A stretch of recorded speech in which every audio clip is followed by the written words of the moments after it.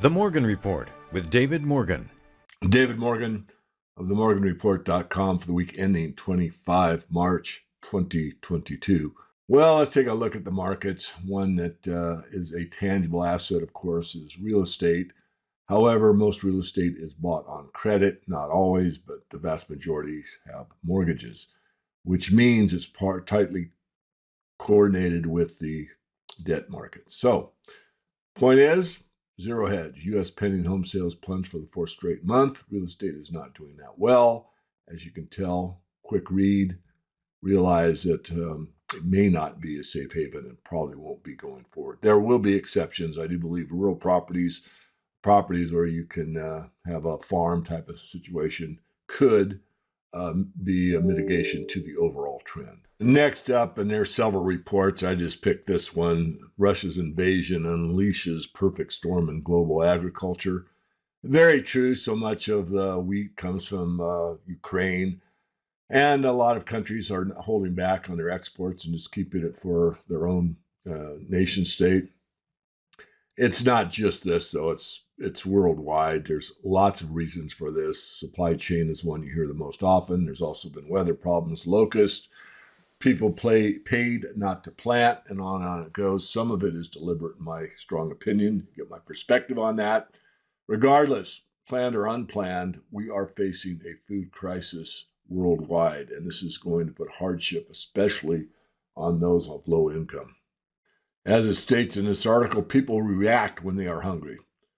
When the cost of food goes so high that they can't afford rent, a distinguished fellow at the Chicago Council made the statement, former executive of the World Food Program. So, crisis-like conditions, surging prices have already sparked unrest in countries like Sudan, which imports more than 80% of its wheat from Russia and Ukraine.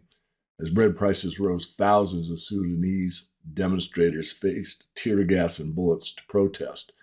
In recent weeks, protests also rocked Iraq and Greece, where hundreds of farmers demonstrated against soaring fertilizer prices. And here's a similar article from The Hill. Of course, Biden saying, the real food shortage is Russia. But remember the meme, Russia, Russia, Russia. It is more than just Russia. Obviously, a big contributor, there's no doubt. But I don't want to make it all Russia because it's not. And this will be the last article I'll show regarding food, global food crisis. It's from Plan. And they talk about what causes a food insecurity. I think we know lack of food. Point I want to make here is that according to the UN, 928 million people were severely food insecure last year. So that's round numbers, a billion people, an increase of 150 million to the previous year. This is equal to 1 in 8 people globally, and it's going to continue. Of course, the question raised by everyone, how can the food crisis be tackled? And of course, if you read this, it's going to tell you all I have to do is throw money at it, which could help. It's definitely, but money doesn't cure it. I mean, you got to grow more food is the basic thing. Yes, you need money to do that in most cases, but just money alone is really not the answer. We've got, as I said, weather problems, political issues, people paid not to grow, pest problems, fertilizer insecurity, supply chains. There's a lot to this. It's more complex, and just give us more money, we'll be able to produce more food. Well, I briefly looked at real estate and the food situation. Let's talk about number one, oil, energy. From oilprice.com, diesel crisis in Europe worsens as Austrian giant limits sales.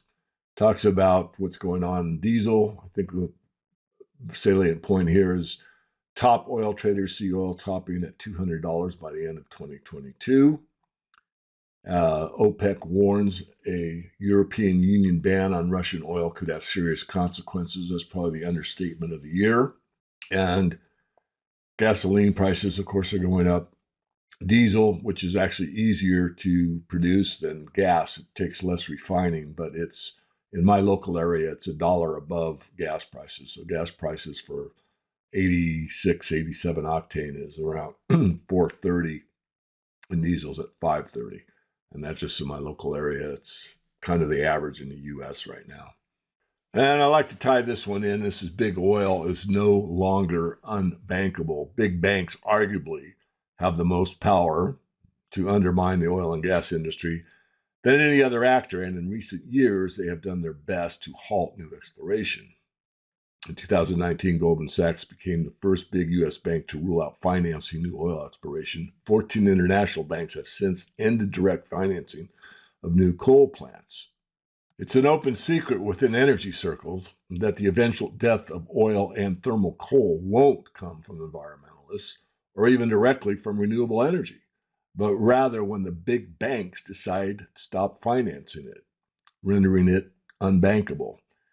And the U.S. oil and gas sector came dangerously close to meeting that fate after the Wall Street bank started disavowing oil and gas lending at the height of the environmental, social, and governance craze. The article goes on to say few bankers like to be in a line of work practically marked for elimination, but Bloomberg reports that companies like Wells, meaning Wells Fargo, just won't stop making hydrocarbon loans when the rest of us are consuming so much of it. Indeed, Wall Street banks are now playing the long game and with oil and gas businesses because their climate milestones are decades away. So in other words, it's very, very tight, no lending, and now it's loosening up, and the banks see how necessary it is and are willing to continue the current paradigm with hydrocarbons. Summing this up, Wall Street soured on the energy business when they were losing money on loans, but with oil prices soaring and amid global energy crisis, as we have in the Ukraine crisis, most of these companies are now gushing profits, and Wall Street is ready to pounce, especially now that interest rates are on an upward trajectory. In other words, just because ESG appears to be front and center doesn't mean it will be forever. I'll go ahead and finish off with an article from Money Metals. Title is Probing New Questions About Gold and Silver Investing. This is pretty basic, but it's relevant. And this was published recently, 22nd of March. Will the Fed fund hikes scare away bullion buyers? Bottom line is no.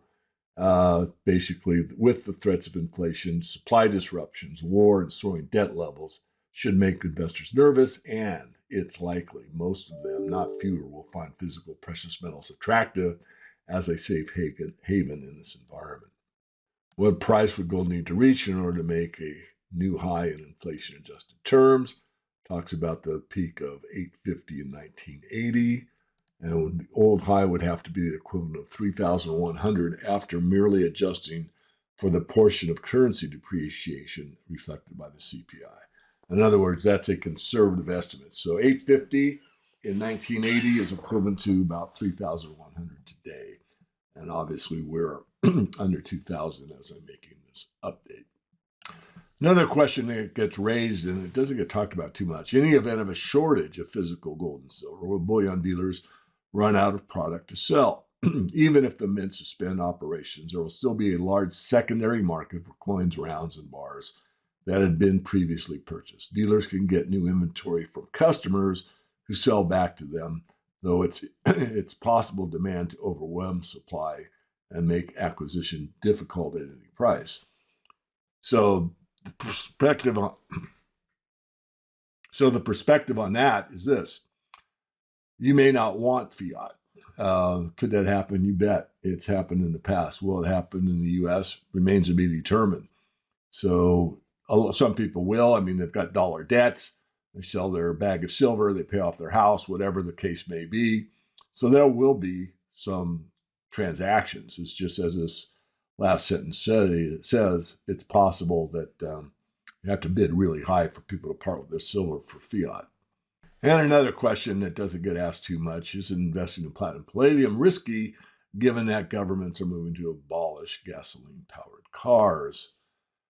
And of course, platinum palladium are used in catalytic converters, and zero-emission vehicles may start more widely employing fuel cell technologies that require platinum group metals along with silver.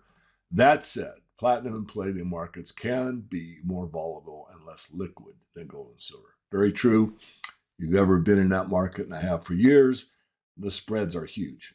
So you buy, you're going to pay a lot of a premium, and when you sell, you're going to have to sell at a discount. But you can still make money. We were hot on palladium and did quite well.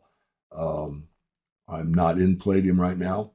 Platinum is undervalued, but if you want to get in at this point, my perspective is that you have to be patient. Platinum group metals don't have a history of being used as money like gold and silver, so they may not offer the same level of protection from a currency crisis. But when either metal can be obtained at a lower price per ounce of gold, and currently platinum can be, it tends to be a value opportunity. I agree with that.